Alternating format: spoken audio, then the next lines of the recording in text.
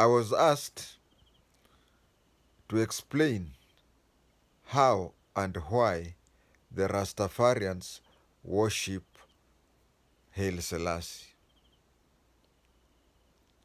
Now, when you look at a lot of things, before I start, you'll find that especially on religious and traditional aspects, you find a lot of people talking about miracles.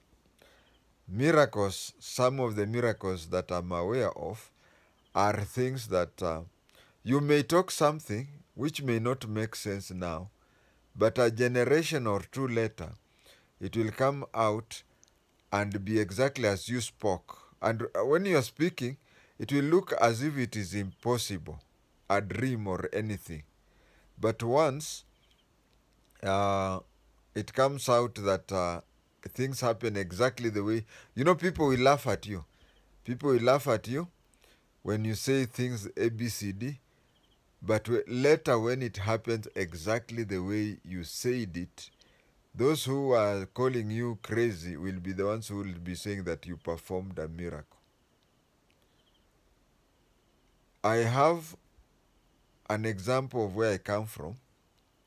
There's a junction to Lugari where people just used to sit uselessly ahead of that road. So someone used to tell them, if the vehicle from Lugari comes and the brakes fail, it goes past the T-junction, it will go and hit you. But somebody else used to tell them, someone would say, you primitive people, whatever, you are seated that way, a vehicle will come and even hit you and whatever. And someone would answer him, don't call people from this area primitive or anything. One day, an helicopter will land here. A plane, not even an helicopter, a plane will land at this place. And the people laughed at that person. So in 1985, during the Safari Rally, vehicles were coming from Lugari, reaching the T-junction, then they turned to the right and go. Just somewhere there was a fueling station or a monitoring station by helicopters which land. And these people started saying, so and so many years said a plane will land in Luandeti. Now, this is what I'm saying. You can talk of anything. You can talk of something that looks very impossible. But many decades later, when it happens, people will now say you did a miracle. Now, what is the miracle connected to Haile Selassie? I'll start with what happened very many decades before even Haile Selassie was born. We have African slaves who used to stay, or nowadays they are independent country in the Caribbean.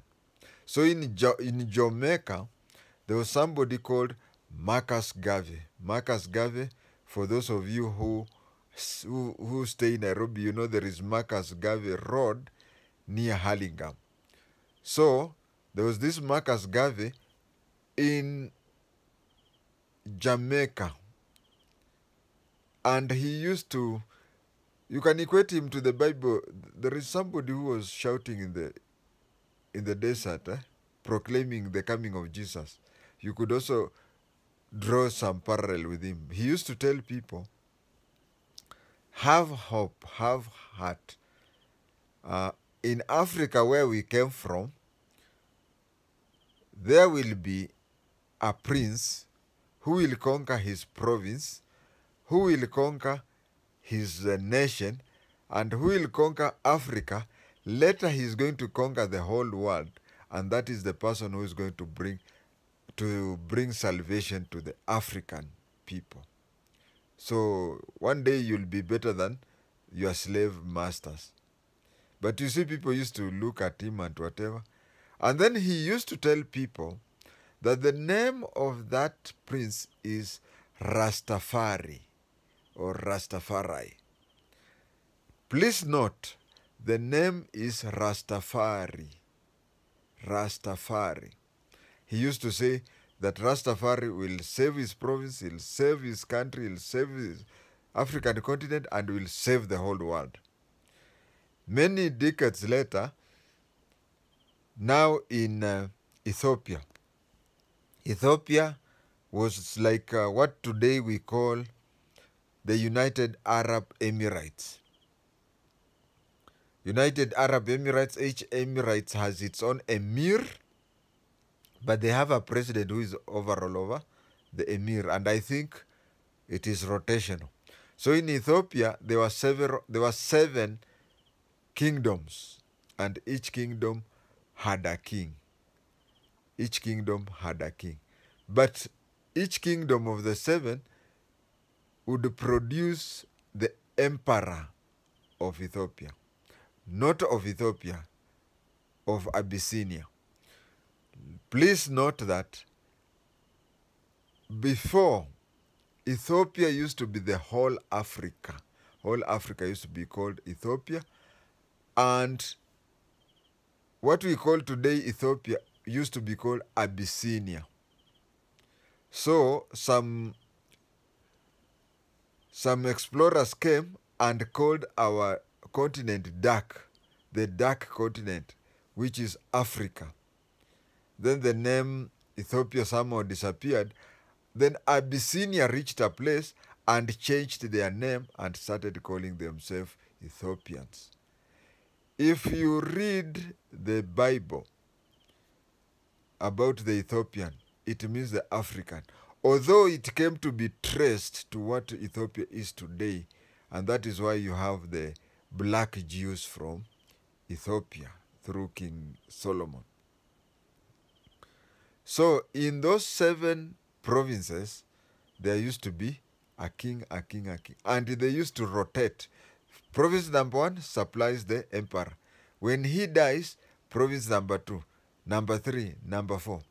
It reached a time when the province, first of all, the province that Haile Salesie came from, he was called Rastafari. Ras. In Ethiopian language, Ras means prince. Ras means prince. So he was Prince Teferi. Teferi. You see, these are 2 words. Ras and Teferi.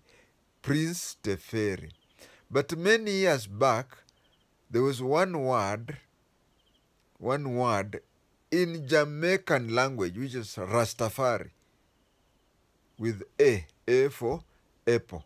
But the Ethiopian, the second one is Teferi with E for egg. So, the Prince Teferi was to be the next emperor after the one which was supposed to take over from Menelik. But the lady, the empress who was to take there, Haile Selassie married that lady. And they combined the 2 and became emperor and empress. So the 2 provinces took over together.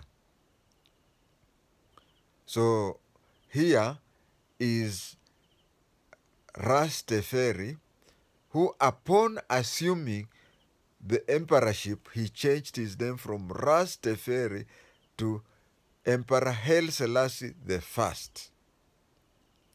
It is just like in Swaziland.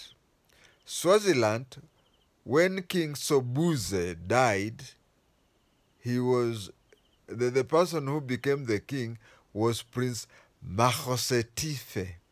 But Makhosetive, upon becoming the king, he changed his name to King Mswati III.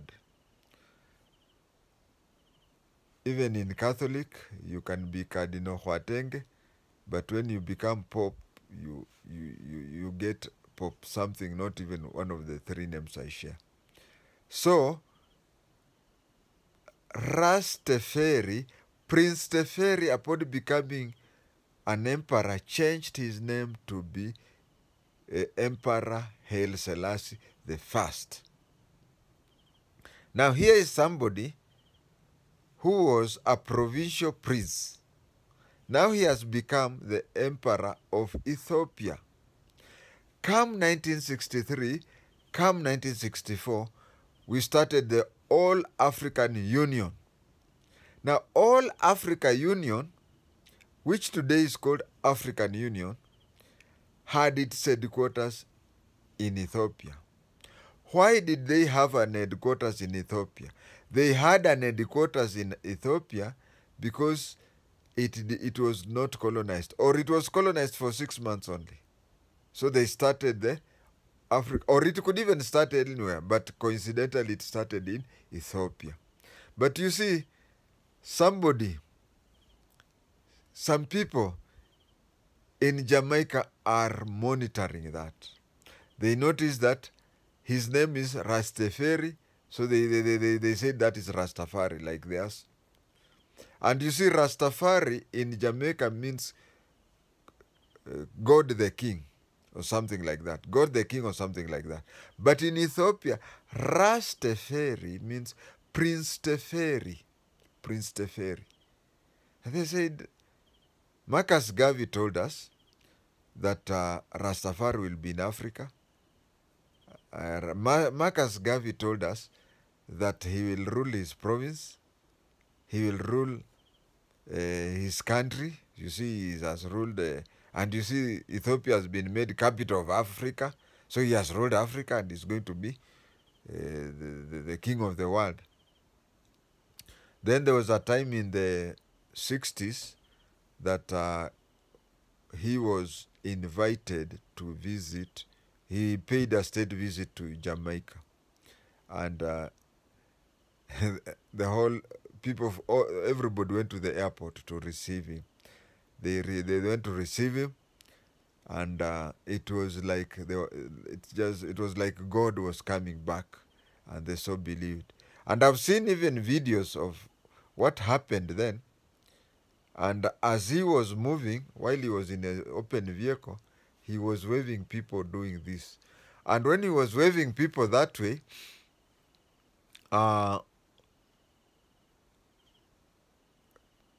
there are some Jamaicans who are still alive today.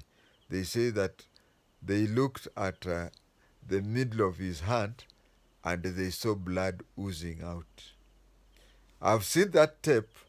When he's in open eye, I don't see anything like blood, but the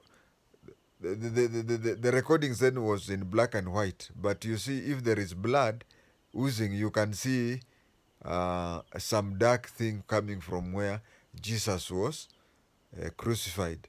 But Jamaicans believe that when he was waving, there was a hole in his hand and blood was coming out. When you believe in something, you can see something which is not there. And viewers, that is how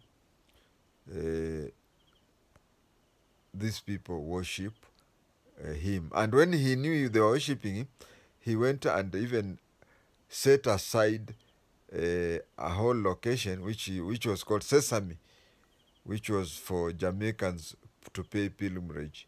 You'll find that Rastafarians, when they're in Ethiopia, they don't put on shoes. Why? They don't put on shoes because they believe they are walking on. By putting on shoes, you know, when they walk barefooted, is that they are stepping on the holy land. It's quite amazing.